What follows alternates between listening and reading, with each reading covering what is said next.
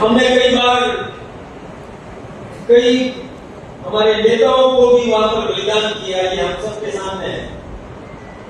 और बड़ी मुश्किल से ये हमारे सांसद यहाँ विराजमान है कलेक्टर सहित सभी, जिन्होंने हिम्मत दिखा करके नरेंद्र भाई के नेतृत्व नहीं है क्या, और इस समाज के हैं तो अपन मौन धारण करके क्यों बैठे हुए हैं? जब भैरव सिंह जी शेखावत जी अपने यहाँ राजस्थान में आए और डूंगरपुर बांसवाड़ा में यहाँ के दौरे हुए, तो एक भाई जिसका पैर में नारू हो गया था, वो लकड़ी के सहारे से उनके सामने आए, तो माननीय भैरव सिंह जी शेखावत ने पूछा कि इस भाई को क्या हुआ है? तब कार्यकर्ताओं ने बताया कि साहब उसको नारू हो गया है। तो ये कैसे होता है, नारू कैसे होता है? तो उन्होंने बताया कि कुओं का पानी पीते हैं, नालों का पानी पीते हैं, उस वजह से इसको नारू होता है। तो उन्होंने तत्काल कहा कि इसका समाधान क्या है? तो इसका समाधान कहा कि यहाँ फाकड़ में और मेवाड़ में हेडपंप नहीं है, अगर हेडपंपों क्या है तो हेडपंप लगाने का काम सबसे पहले भैरव सिंह जी शेखावत ने किया। हम सब ये जितने चेहरे दिख रहे हैं, कोई प्रधान है, कोई कॉन्सेप्ट है, सभी हैं, हम यहाँ पर बैठे, हम पूर्व विधायक यहाँ भी बैठे हैं, हम सबको इतना बड़ा सौभाग्य वो चुनौती देता हुआ नजर आता है वहां पर, जो चर्च प्रेरित आतंक है, चाहे वो छत्तीसगढ़ में हो, झारखंड में हो, तेलंगाना में हो, बिहार में हो, नजर आता है। तो उसके पीछे वहां पर और दूसरी चीज नजर आती है। ऐसा लगता है कि देश को तोड़ने वाली ताकत जनजातियों के कंधों पर बंदूक रखकर चलाने की कोशिश करे, संविधान को चुनौती देते। एक और नई विचार आया है यहाँ, बीएपी नाम से आता है, उसको क्या कहते हैं, उसके बारे में बहुत ज्यादा कुछ नहीं कहना, लेकिन वो कांग्रेस और वामपंथ का जो बीच का रास्ता है, वो अनावश्यक रूप से समाज को तोड़ने की कोशिश कर रहे हैं, समाज विभेद करने की कोशिश कर रहे हैं और आदिवासी हिंदू नहीं जैसा नैरेटिव देने की कोशिश कर रहे हैं। तो क्या वो किसके लिए काम करते हैं? ईसाइयों को लिए करते हैं या मुसलमानों के लिए करते हैं? और राजकुमार रोत नाम का एक बड़ा नेता उनके बीच में आया, वो ये कहता है कि आदिवासी बेटी की शादी मुसलमानों से करानी चाहिए, शर्म आनी चाहिए ऐसे लोगों को, और आप चुनौती देंगे उनको। और महत्वपूर्ण ये भी है, जब भारतीय जनता पार्टी ने इतना किया है संस्कृति के लिए, विरासत के लिए, नायकों के लिए, अस्मिता के लिए, विकास के लिए, मुख्य धारा में लाने के लिए, तो फिर ये लोग कौन है जो समाज को तोड़ने की बात करते हैं? तो ये बहुत हो चुका और बहुत हो चुका, सत्य बहुत परेशान हो चुका, लेकिन सत्य पराजित हो नहीं सकता। और सत्य अन्वेषण करने के लिए, सत्य की जय करने के लिए आप सभी यहाँ पर आए। और माननीय मदन जी राठौड़ साहब हमारे मार्गदर्शक, एक लंबा अनुभव है आपका, मार्गदर्शन के लिए आप बना रहे हैं, कुछ सत्य आपके सामने रखें, तो आप इस बात को जरूर याद रखें। और एक बात एक महत्वपूर्ण है, मनोहर रावत कुछ भी नहीं, मनोहर रावत एक विचार है जो हिंदुत्व का प्रेरित है, और हिंदुत्व को आगे बढ़ाने के लिए वो सभी आपकी प्रेरणा से, बाकी तो ऐसे नाम आते रहते हैं, जाते रहते हैं, लेकिन जब हम सभी मिले सुर मेरा तुम्हारा, तो सुर बने हमारा, जनजाति समाज का, भारत का सुर जैसे बनने लग गया, हम सब कुछ ठीक करने लग जाएंगे। आप सभी के लिए एक छोटा सा एक कदम, कहानी का अंत तो मालूम है हमें, कहानी का अंत तो मालूम है हमें, बस किरदार हम सभी को ढंग से निभाना। तो आप सभी को प्रणाम, और एक छोटी सी कहानी 1 मिनट में पूरी करूंगा। यदि हमने सत्य बात नहीं कही तो झूठी बात फैल जाए। वैसे ही जैसे कि एक पटेल बात, अपने भैंस बीमार हो गई तो डॉक्टर को बुलाया, वेटरनरी डॉक्टर को, डॉक्टर आया, उसे दवा दी तो एक पाइप था, उसमें दवा उस पाइप में रखे, फिर भूख लगे तो पेट, उस भैंस के पेट में चली गई। ऐसा 4 दिन किया, लेकिन रोज 100 रुपए देना पड़ते थे। पटेल ने सोचा कि यार ये रोज 100 रुपए देना ठीक नहीं है, ऐसा करते हैं कि ये काम अपने कर लेते हैं, गोली तो अपने पास है, पाइप अपने पास पड़ा है, अपने कर लेते हैं। तो उन्होंने पाइप के अंदर वो गोली रखी और भैंस के मुंह में रखी, तो इससे पहले कि पटेल बाप फूंक देते, भैंस ने फूंक दे दी, पटेल बाप के पेट में चली गई। तो जब हम सत्य नहीं कहेंगे तो सामने वाला झूठ आने लगेगा और हमारा दिमाग भी भ्रमित हो जाएगा, इसको बोलते नैरेटिव।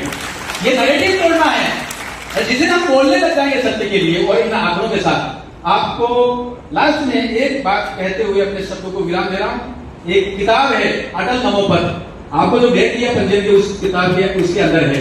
आप सभी से निवेदन है 15 दिन में उसको 3 बार पढ़ लेना कृपया।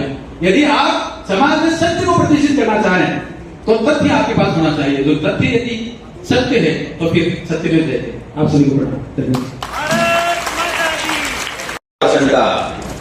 इस मेवाड़ उप योजना क्षेत्र का अलग से क्या भाइयों बहनों, इसी के कारण कोई मास्टर बना होगा, कोई पटवारी बना होगा, कोई बाबू बना होगा, ये अधिकारी ने ट्राई किया। अगर रोजगार के लिए अवसर देना किसी ने काम किया तो भारतीय जनता पार्टी ने किया। भाइयों बहनों, आप और अब समझाते हैं ये इशू की इसलिए आए कि दुर्घटना, सावधानी दुर्घटना घटी। आपके यहाँ एक लफ्ज चलता है, एक शब्द चलता है, और एक जाति विशेष के लोग हमारी भोली भाई लड़कियों को बरगला करके उनके प्रेम जाल में फंसा करके और उनका दुराचार करते हैं। ऐसी कुछ घटनाएं हैं मैं जो आपके सामने जिक्र करूंगा। झारखंड में अभी आपने देखा होगा, सोशल मीडिया पे खूब चला, एक रूबिया नाम की आदिवासी लड़की एक मुस्लिम युवा के जाल में फंसी और उसके बाद कुछ समय को रखते हैं और कोई विवाद होता है, उस बालिका के 50 टुकड़े किए जाते हैं भाइयों बहनों, हत्या करके 50 टुकड़े करके उसको फेंक दिया जाता है। ये सावधानी नहीं, दुर्घटना घटी, इसका पीछे कारण हमको समझना पड़ेगा। इसी प्रकार से भैया बहनों, पश्चिम बंगाल की घटना आपने देखी होगी। पश्चिम बंगाल में एक ट्रेनिंग डॉक्टर हिंदू एक वहीं की मुस्लिम लड़की, उसकी मित्र डॉक्टर बहला फुसला करके वो ले जाती है और 6 मुस्लिम डॉक्टर उनके साथ सामूहिक दुष्कर्म करते हैं और दुष्कर्म करके उसकी हत्या कर दी जाती है। भाइयों बहनों, ये हमको समझना पड़ेगा भाइयों बहनों, और नहीं समझे तो हमारे साथ में ये हो सकता है। और जो आज आदिवासी की बात करने वाले तो कहते हैं ना, आदिवासी हम एक तीर एक कमान, आदिवासी एक समान, एक शब्द बोले क्या? एक शब्द नहीं बोले। क्यों? इस समय जातियों का वर्गीकरण हुआ, लेकिन एक मत से एक भाग है हम भील है, इसका सम्मान, इसका प्रतीक के रूप में प्रदेश अध्यक्ष जी को भी जो वेलकम किया, स्वागत किया, वह प्रतीक धनुष और कमान जो हमारा एक अभिन्न पहचान रही है, क्योंकि राणा प्रताप के साथ लड़ने वाले राणा पूजा और उनकी सेना, अकबर की सेना को लड़ाई लड़ करके वहां उस मैदान से भगाने में अगर कोई हथियारों का वास्तव में प्रभावित उपयोग जो हुआ था, वह उस समय राणा पूजा और उनकी सेना के हाथों में तीर कमान थे और इन तीर कमानों के आधार पर पहाड़ियों से मुगल सेना पे जो आक्रमण किया था, वह मुगल सेना उस मैदान को छोड़ के भाग गई थी और उसमें राणा प्रताप और राणा प्रताप की सेना विजयी हुई थी। इतिहास के पन्नों में कहीं न कहीं लंबे समय तक केंद्र में कांग्रेस के सरकार रही और सरकार में शिक्षा मंत्री के रूप में ऐसे लोग काम करते हैं जहां हमारा वह भी कार्यकाल को तोड़ा मरोड़ा था। इतिहास की जो वास्तव में साक्षी इतिहास की घटनाओं को इतिहास के पन्नों पे उस समय नहीं लाया गया, इस कारण से उस युद्ध का ठीक ढंग से परिणाम क्या था वो इतिहास के पन्नों में न लाए और हमारे पिछली होना चाहिए था, लेकिन अब ये दुरुस्त हो रहा है।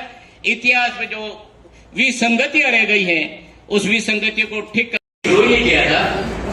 मैं इस कार्यक्रम को हमारे मुख्य अतिथि के रूप में बता रहे हमारे प्रदेश के भारतीय जनता पार्टी के अध्यक्ष एवं मेरे जुड़वा भाई, अब जुड़वा भाई कैसे हो गए? मैं डेंजर का डूंगरपुर का भीड़ हूँ और ये तो पाली के राठौड़ है, लेकिन कभी कभी ऐसे भी जन्म हो जाता है।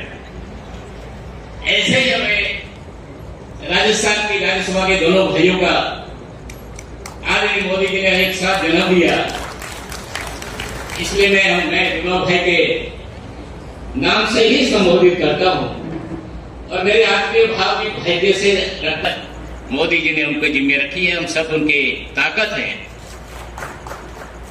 हमारे उन्हीं के साथ पधारे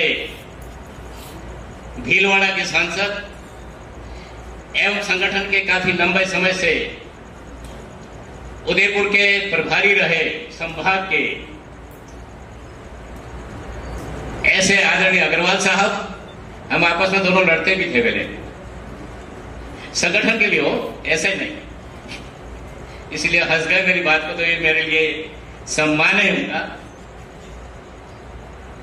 मैं निवेदन कर रहा था कि हम भारतीय जनता पार्टी की ताकत देने के लिए आज आप सब पधारे हैं।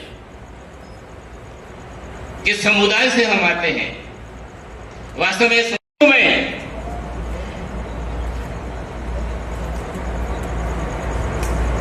1500 शहीद हुए थे, वहां तोपें